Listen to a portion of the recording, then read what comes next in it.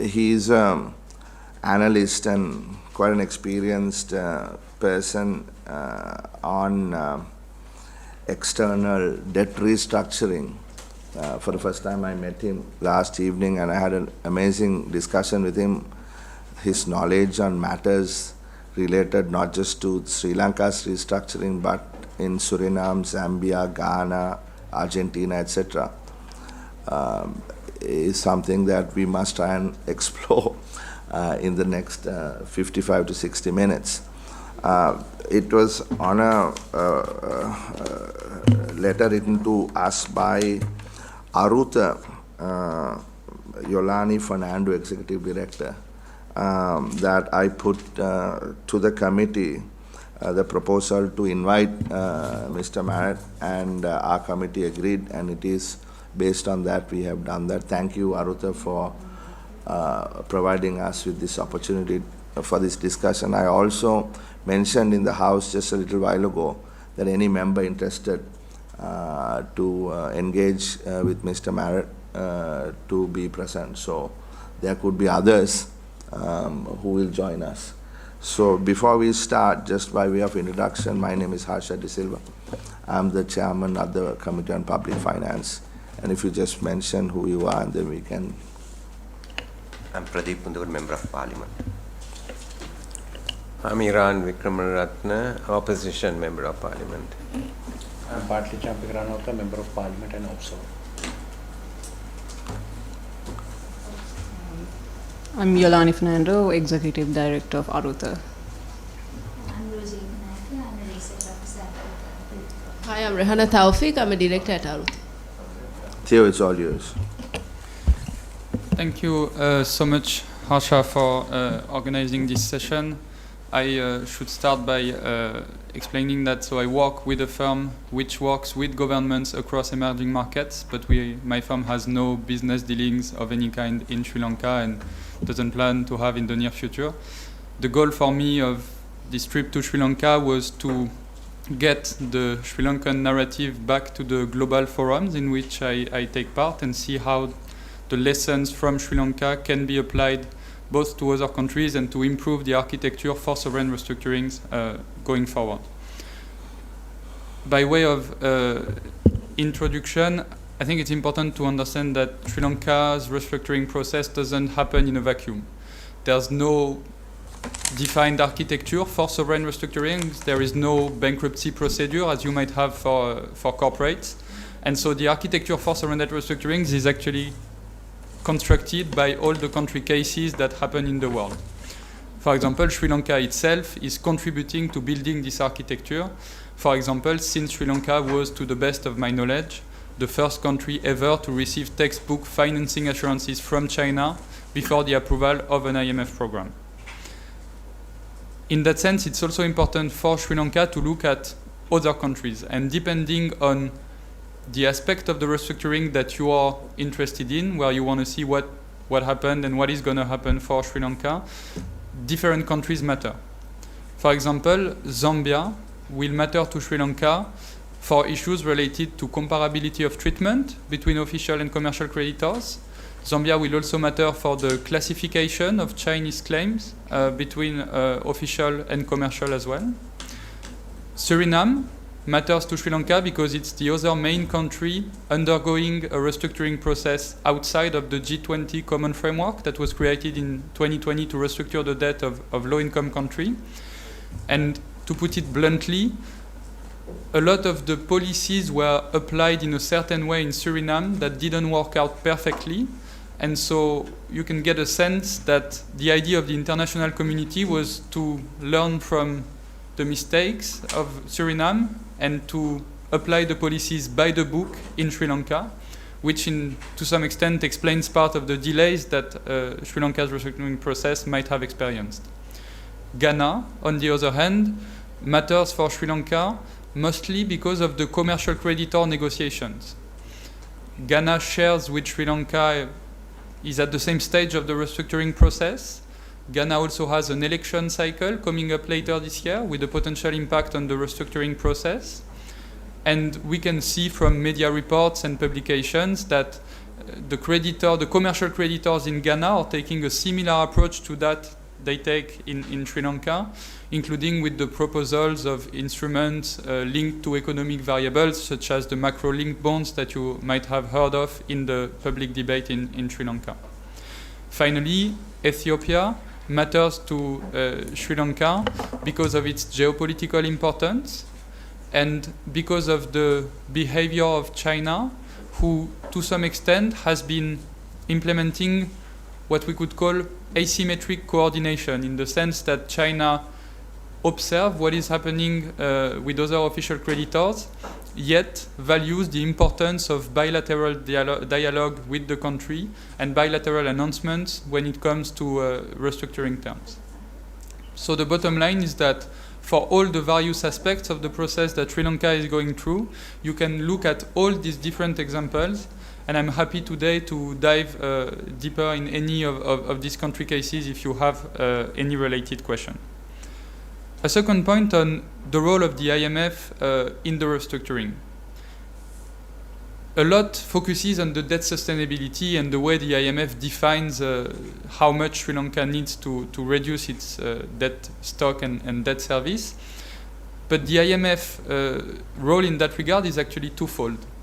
The IMF, when it designs a program, will start by defining how much can be achieved to return to debt sustainability through fiscal adjustment, increasing revenue, reducing spending. And only after this maximal fiscal adjustment has been defined by the IMF, will the IMF maybe require, on top of that, a restructuring of the debt. It's important because it's an inherently political decision.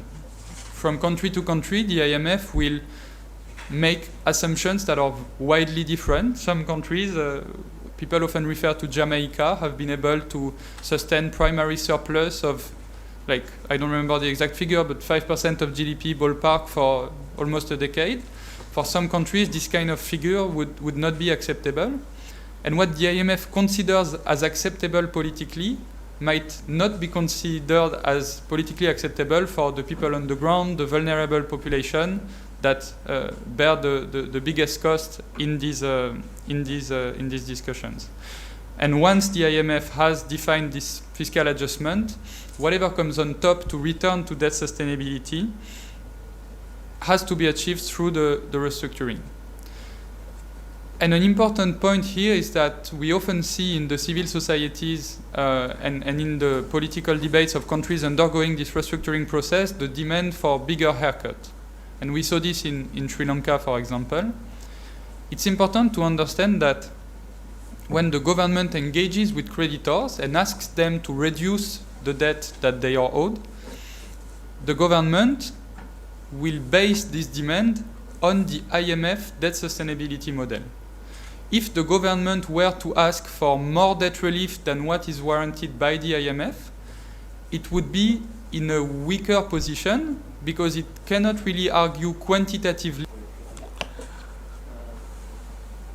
In your estimation to a country like Sri Lanka, for long-term debt sustainability, you see, going by what you have studied in other countries which have gone through this, what are the innovative financial instruments that we can think of, you see, rather than the normal thing, because there are these sukuk bonds and things like that. You see, our central bank doesn't seem to be interested in those things. You know, so we have to get them interested in innovative financial instruments. So, on the choice of instruments, it's important to differentiate two things: the themes that they are related to and the credit risk. The bottom line is that no theme can really regain new market access if you are at 12%. So whether you do a green bond, a blue bond, a sukuk, if the underlying credit risk remains Sri Lankan credit risk, it will be the same rate.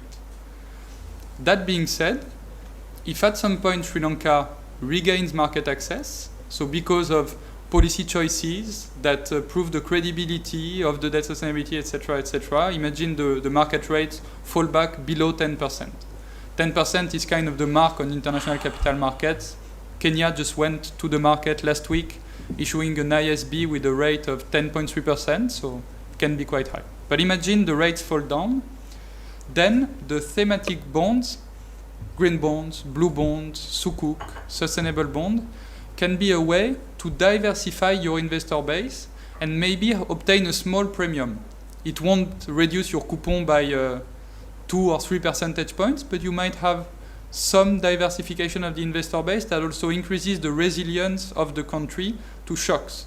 For example, sustainable investors might be less inclined to sell at the first moment there is any uncertainty. Sukuk investors might also be more a calm form of investors, calmer capital that doesn't go away the minute there is any uncertainty. So it might help build the resilience once you regain market access. But how do you bridge the time from when you exit the restructuring with, let's say, a 12% rate to the time where you have this market access? There, the innovative instruments should focus on credit enhancements. So what are the ways for Sri Lanka to leverage private capital but not pay this rate that is just too high at, for example, 12%? And on this, you can have guarantees, political risk insurance that can be provided, for example, by the US Development Finance Corporation, especially in the context of so-called debt for climate swaps.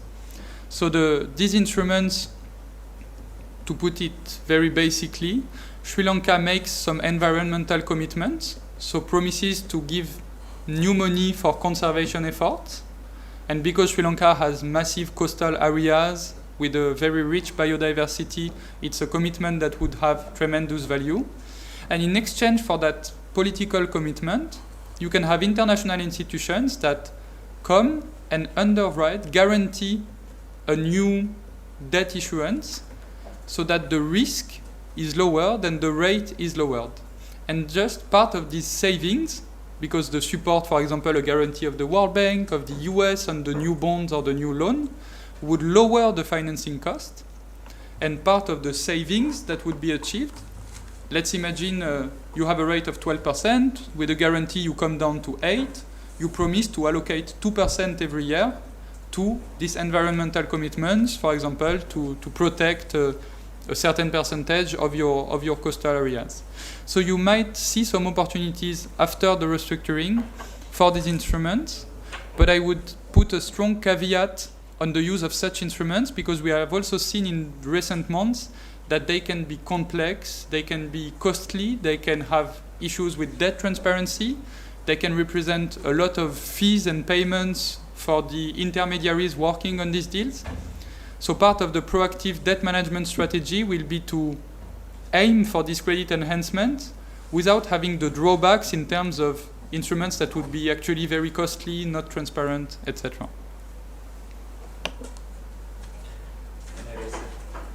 Please. What is your opinion about the GFN target meant for Sri Lanka? We learned that trying to increase our revenue level by 7% of the GDP within a 3-year span created a huge kind of a tax burden to the economy and the people. So it's now a kind of a gridlock so that we can't grow our economy. Can we negotiate with the IMF to renegotiate that kind of targets, like mainly the GFN, the 13% of the GDP? So actually the GFN and the revenue are not directly linked. The gross financing needs, they comprise many different things. They comprise the primary balance, so this indeed is linked to revenue. They comprise interest payments, but they also comprise principal payments, so the repayments of the full loan at the end of the period. The more relevant comparison for revenue is actually to look only at interest payments, because as a country you rarely just repay your debt. Usually, if you have market access, you will just refinance it. So the big principal payments, they don't come out of Sri Lanka's revenue. They come out more out of new issuances or new debt.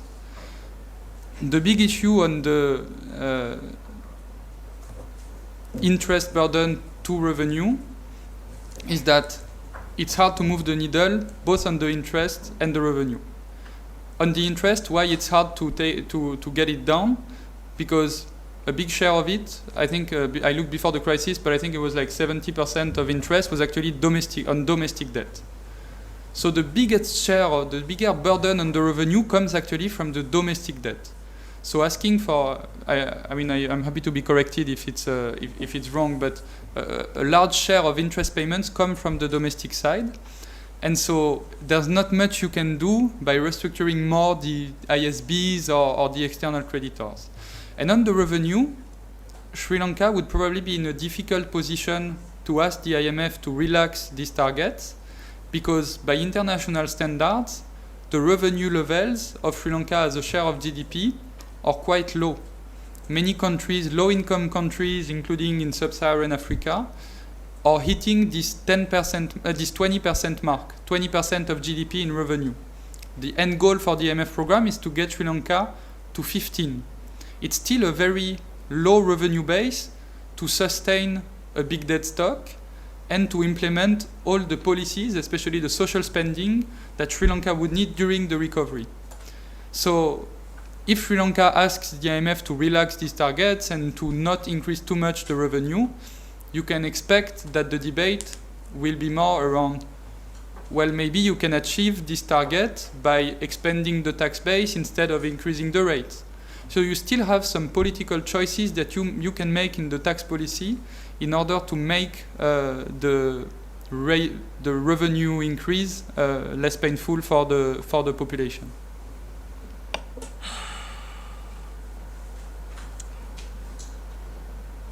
To navigate Sri Lanka's case through the restructuring process, particularly when it comes to ISBs,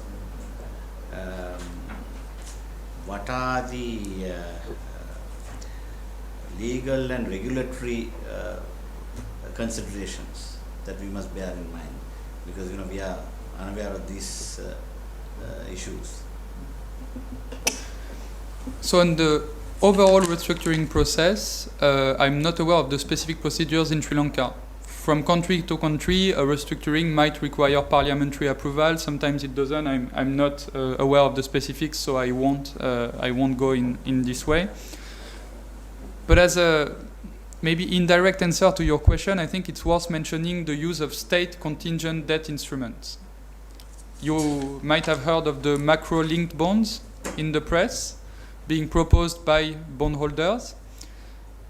The idea is that ISB holders, they believe that the IMF forecasts are too pessimistic and that actually Sri Lanka can pay more than what the IMF expects. To bridge that gap, they are proposing an instrument that has payouts linked to the evolution of economic variables. To put it very simply, if Sri Lanka's economy outperforms the IMF forecasts, then the payments to creditors would increase while fitting the IMF debt targets, because, for example, the targets will be anchored to GDP. So GDP is higher than what the IMF expected. Sri Lanka, mechanically, within the IMF boundaries, will be able to sustain more debt in absolute levels. These instruments, I think, they are very political and they warrant political discussions. I can list some issues with them. So they can be very useful. Sometimes they will be needed to reach a deal. They can be innovative and align the risk sharing. So there's definitely some positive aspects to it, but they can also raise some regulatory and legal risks. The first one is that they are very complex to price and to trade. And so we often see an asymmetry in the design of these instruments between the leverage and the technical capacities of investors. I mean, it's their day job to price and construct these instruments compared to governments that are not market participants. There's also the political question of upside sharing. If Sri Lanka's economy outperforms the IMF target, and there's basically more room to play with, should this additional money go to the creditors or to the domestic population that has been through the crisis. So these instruments, they raise the fundamental question of how the upside should be shared between the country and its creditors. And the answer is not clear-cut, because some of the creditors, most of the creditors, have supported you also through this crisis. They've lent to you before. So you have a relationship with them, and if they accept to give you that relief, you might want to reward them in the future if Sri Lanka recovers.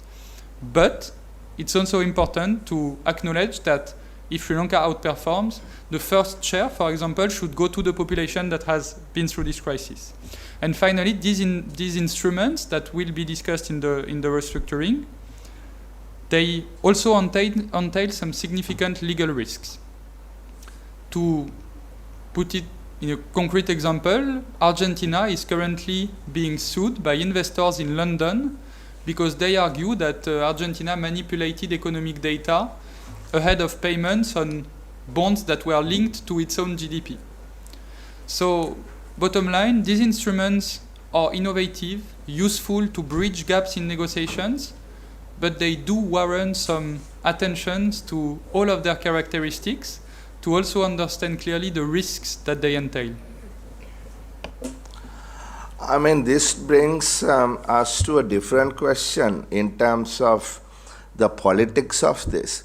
Given that we will have elections soon, any sort of agreement on with the international bondholders will have to be carried through.